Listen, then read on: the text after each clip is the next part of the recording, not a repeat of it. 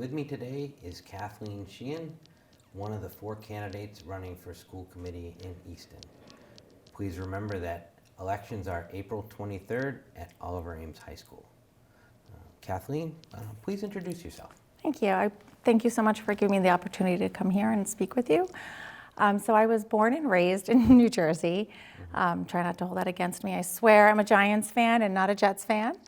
My mother is a retired elementary school teacher, and my father was a civil engineer. I attended public schools from the time that I was in kindergarten through 12th grade, so I understand the importance of a quality public education. When I graduated from high school, I attended Gettysburg College, where I earned a BA in psychology with a concentration in elementary education. I moved to Massachusetts in 1997, where despite my love of warm and temperate weather, I've remained. My family and we moved to Easton in August of 2020, so right, in the middle of the pandemic. With 2 school-age children, we were really drawn to Easton because of its strong public school system and its history of investing in the youth of their community. Like many other parents, prior to school closures and the COVID-related restrictions, I attended many school activities and functions and was physically present, to support my children in their academic and their co-curricular activities. I'm really excited that those opportunities are once again being made available to parents and that we can volunteer our time to help our educators within Easton Public School buildings. So why are you running for school committee? So there are a couple things that, I was really thinking about. And I mean, it's a tough decision. It's because it's a huge time investment. And it's a really important role. And so to me, it really is something that you have to carefully consider and make sure that you're up for the challenge and up for the time commitment. And, so there were 2 things really that came to mind. And the first thing to me was looking through the history of Easton and elections was that, education is really critical to our children's future success and their well-being. And over the past 20 years, only 5 school committee elections have been contested. 5 out of 20. Essentially, if someone's name was on the ballot, they made it onto the committee. And unfortunately, to me, education is essential, and it shouldn't be left up to uncontested elections. So that was one thing. And then the second thing is that as a parent with one child who's attending Easton Middle School and another child who's attending Richardson Olmsted Elementary School, I really do have a vested interest in the success of our district. The school committee is charged with establishing the policies that govern our district. So the decisions that are made by the Easton School Committee will really impact my children for years to come. Given the important role of the school committee, I believe that it's imperative to have a voice on the committee of a parent, or guardian who has his child or multiple children enrolled in the school district. All right. So what do you think are the 2 or 3 biggest challenges facing the school committee? Yep. So, there are numerous amazing things about Easton Public Schools. There's the amazing music program. There's the diverse course offering at OA. There's the phenomenal athletic department. But even with all of those things, there's always room for improvement. And first, I just want to say that none of those things that I mentioned would be possible without the dedicated and caring people that we have working in our school buildings every day. And as a result, I think that we really need to focus on devising creative strategies to retain those qualified staff while not reducing our students' instructional time and also while being mindful of budget constraints. So also as an individual who pays property taxes here, I'm acutely aware of how municipal spending impacts community members. So that's definitely important to me as well. Second, and perhaps most importantly though, is what I felt over the past 2 years, and it mirrors the feedback that I've received from other parents and guardians, is that there's a growing concern regarding a lack of transparency and a weakening of the parent-district community relationship. Specifically, parents and community members want to understand how decisions are made, and when appropriate, they want to participate in the decision-making process. I think there are things that directly impact their children, and they have intimate knowledge of what's best for their children. And one example of such lack of transparency is the absence of easily accessible information regarding our district's school councils.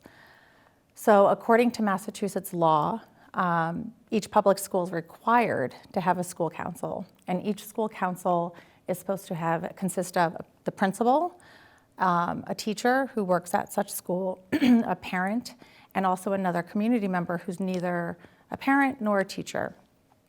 And so the school councils should also represent the diversity of the school, and they're supposed to help identify the educational needs of the students. They're supposed to make recommendations to the principal for development of the curriculum.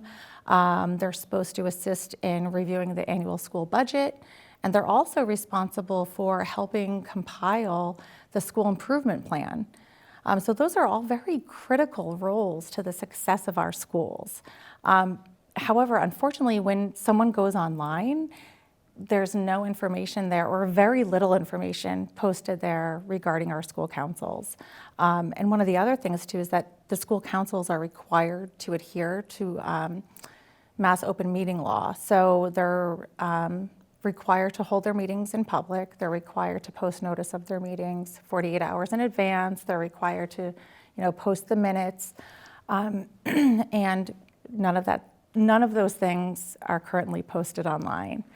So I think that creates a lot of misunderstanding, and I think that could be easily alleviated. So I think it's imperative for parents and guardians and community members to understand how the decisions are made, even if in the end they don't agree with such decision.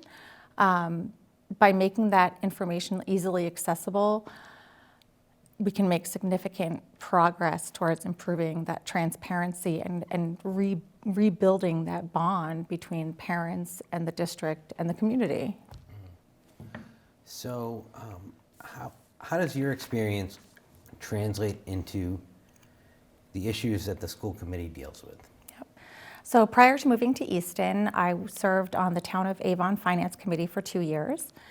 And through that experience, I gained an understanding regarding municipal finances and how departmental budgets and spending impacts the overall community. Conversely, I also became acutely aware of how a lack of spending and investing in the community can lead to much larger, long-term issues in the future.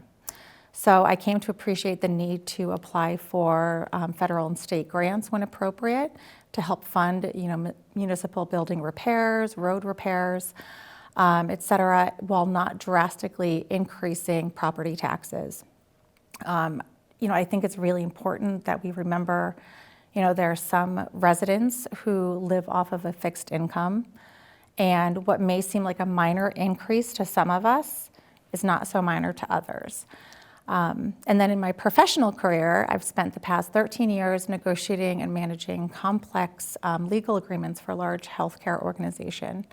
I have a tendency to logically examine facts and situations while reflecting on multiple viewpoints. And throughout my career, I've really enjoyed exploring new ways of solving complex issues while formulating strategies to minimize risk. And I think that's really critical to the success of a school committee because I can apply those skills to this situation. Okay, so what do you hope to accomplish as a member of the school committee? Yep, so I think my first goal, honestly, is to just improve the transparency and to strengthen the parent-district community relationship. That's my first goal right off the bat.